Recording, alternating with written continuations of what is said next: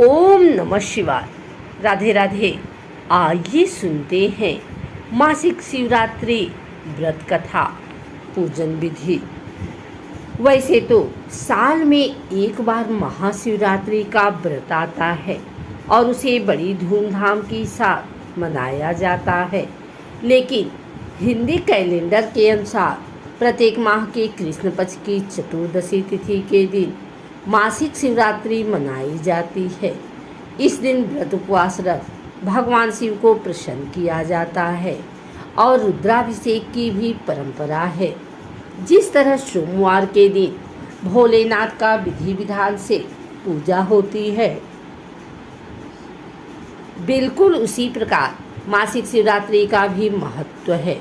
मासिक शिवरात्रि मनाई जा रही है। अगर आप भी व्रत रख रहे हैं तो पूजा के बाद यह व्रत कथा जरूर सुने। शिव पुराण के अनुसार प्राचीन काल में चित्रभानु नामक एक शिकारी था। जानवरों की हत्या करके वह अपने परिवार को पालता था। वह एक साहूकार का कर्जदार था, लेकिन उसका ऋण समय पर न चुका सका। क्रोधित साहूकार ने शिकारी को शिवमठ में बंदी बना लिया। संयोग से उस दिन शिवरात्रि थी। साहूकार के घर पूजा हो रही थी तो शिकारी ध्यान मग्न होकर शिव संबंधी धार्मिक बातें सुनता रहा। चतुर्दशी को उसने शिवरात्रि व्रत की कथा भी सुनी।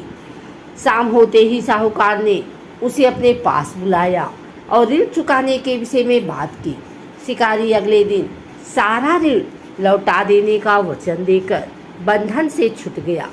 अपनी दिनचर्या की भांति वह जंगल में शिकार के लिए निकला, लेकिन दिन भर बंदी गृह में रहने के कारण भूख प्यास से व्याकुल था। शिकार खोजता हुआ वह बहुत दूर निकल गया।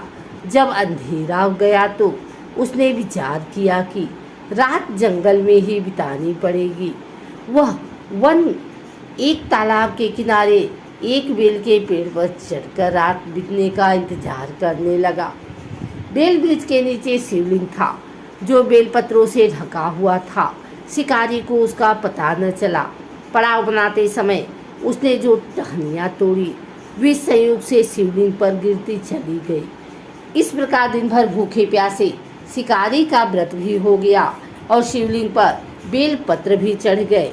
एक पहर रात्रि बीत जाने पर एक गर्भवती हिरनी तालाब पर पानी पीने पहुंची। शिकारी ने धनुष पर तीर चढ़ाकर ज्यों ही प्रत्यंचा खींची।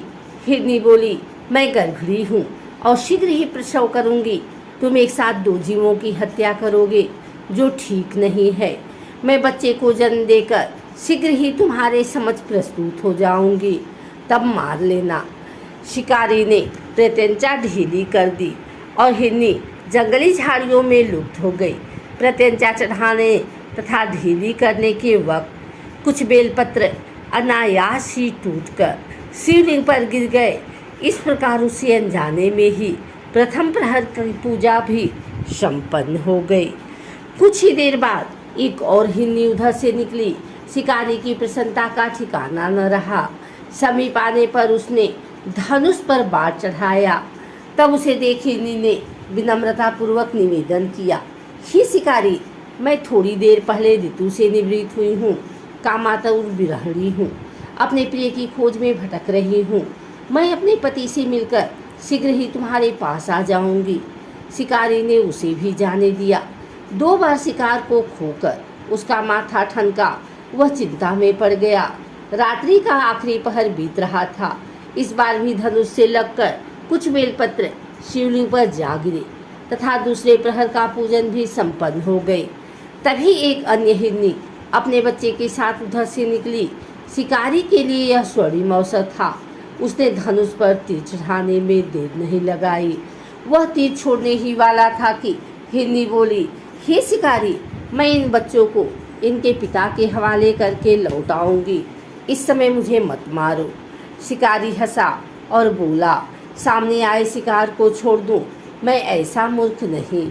इससे पहले मैं 2 बार अपना शिकार खो चुका हूँ। मेरे बच्चे भूख प्यास से व्यग्र हो रहे होंगे। उत्तर में हिरनी ने फिर कहा, जैसे तुम्हें अपने बच्चों की ममता सता रही है। ठीक वैसे ही मुझे भी। हे शिकारी, मेरा विश्वास करो, मैं इन्हें इनके पिता के पास छोड़कर तुरंत लौटने की प्रतिज्ञा करती हूँ। हिरनी का दीन स्वर सुनकर शिकारी को उस पर दया आ गई। उसने उस मृगी को भी जाने दिया। शिकार के अभाव में तथा भूख प्यास से व्याकुल शिकारी अनजाने में ही बेल वृक्ष पर बैठा बेलपत्र तोड़ तोड़ कर नीचे फेंकता जा रहा था। पाँव फटने को हुई तो एक हृष्ट पुष्ट मृग उसी रास्ते पर आया। शिकारी ने सोच लिया कि इसका शिकार वह अवश्य करेगा। शिकारी की तनी प्रत्यंचा दे मृग विनीत स्वर में बोला, हे शिकारी, यदि तुमने मुझसे पूर्व आने वाली 3 मृगियों तथा छोटे छोटे बच्चों को मार डाला है तो मुझे भी मारने में विलम्ब न करो, ताकि मुझे अपने वियोग में एक क्षण भी दुख न सहना पड़े। मैं उन हिरनियों का पति हूँ। यदि तुमने उन्हें जीवन दान दिया है तो मुझे भी कुछ क्षण का जीवन देने की कृपा करो। मैं उनसे मिलकर तुम्हारे समक्ष उपस्थित हो जाऊंगा। मृग की बात सुनते ही शिकारी के सामने पूरी रात का घटना चक्र घूम गया। उसने सारी कथा मृग को सुना दी। तब मृग ने कहा, मेरी तीनों पत्नियां जिस प्रकार प्रतिज्ञाबद्ध होकर गई हैं, मेरी मृत्यु से अपने धर्म का पालन नहीं कर पाएंगी। अतः जैसे तुमने उन्हें विश्वास पात्र मानकर छोड़ा है, वैसे ही मुझे भी जाने दो। मैं उन सब के साथ तुम्हारे सामने शीघ्र ही उपस्थित होता हूँ। शिकारी ने उसे भी जाने दिया। इस प्रकार प्रातः हो आई। उपवास, रात्रि जागरण तथा शिवलिंग पर बेलपत्र चढ़ने से अनजाने में ही शिवरात्रि की पूजा संपूर्ण हो गई। वह अनजाने में ही की हुई पूजन का परिणाम उसे तत्काल मिला। शिकारी का हिंसक हृदय निर्मल हो गया। उसने भगवत भक्ति का वास हो गया। थोड़ी ही देर बाद वह मृग सपरिवार शिकारी के समक्ष उपस्थित हो गया ताकि वह उनका शिकार कर सके।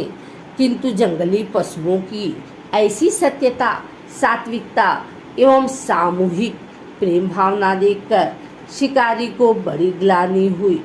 उसने मृग परिवार को जीवन दान दे दिया। अनजाने में शिवरात्रि के व्रत का पालन करने पर शिकारी को मोक्ष की प्राप्ति हुई। जब मृत्यु काल में यमदूत उसके जीव को लेने आए तो शिवगणों ने उन्हें वापस भेज दिया तथा शिकारी को शिवलोक ले गए।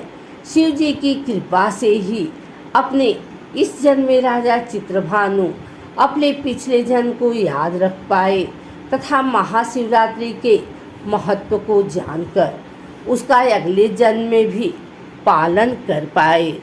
अगर आपको हमारी वीडियो अच्छी लगी हो तो इसे लाइक करें, कमेंट करें, शेयर करें। हमारे चैनल को सब्सक्राइब करके बेल नोटिफिकेशन ऑल पर सेट कर लें ताकि आगे आने वाली वीडियो सबसे पहले आप तक पहुंच सके। धन्यवाद।